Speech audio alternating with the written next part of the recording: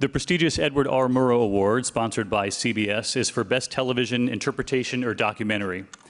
This winning documentary, shot over 3 years in 8 countries, explored the world of organ training from the buyers, the sellers, the surgeons, and the brokers, and told the story of this life and death drama. It aired for HBO Documentary Films. Accepting the award for the Canadian company Associated Producers Limited are Esther Bienstock, Felix Golubev, and Simcha Jacobovici. They are here from Toronto to garner the OPC Murrow Award for the 2nd time, and Esther is going to speak for the producers.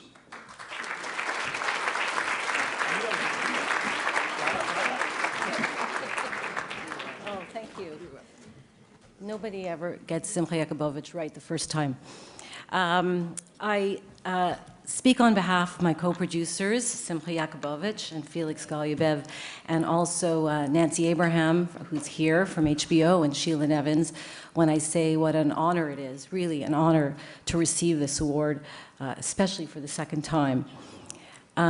When we set out to make this film, I mean, sometimes you set out to do a story, and the story that emerges isn't exactly what you set out to do. And this was one of those films. Every 60 minutes, a human organ is sold on the black market, and chances are that it's a kidney.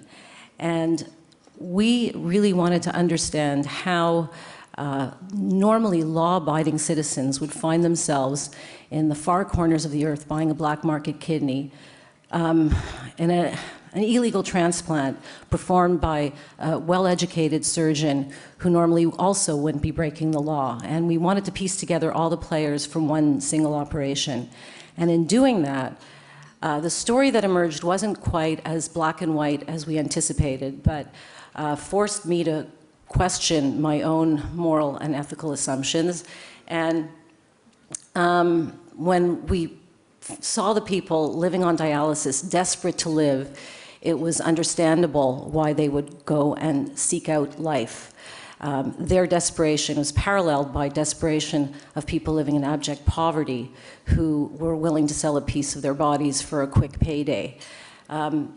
Anyway, we're very proud to receive this award. It took a long time to make the film.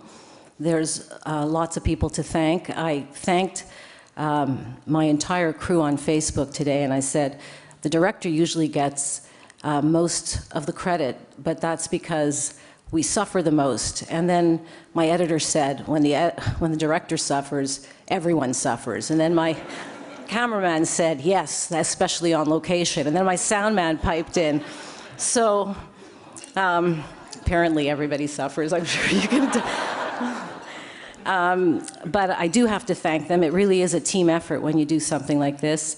I also have to thank Nancy Abraham and Sheila Nevins for giving me the latitude and the time, because this story took a lot of twists and turns and a lot of false leads, and they really, Nancy was extremely supportive in giving us the space and the time to get it right.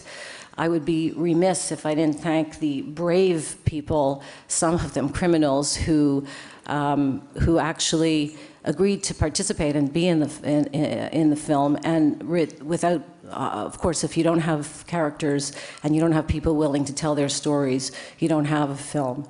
And finally, I'd like to thank the OPC for recognizing the film with this distinguished award. Thank you very much.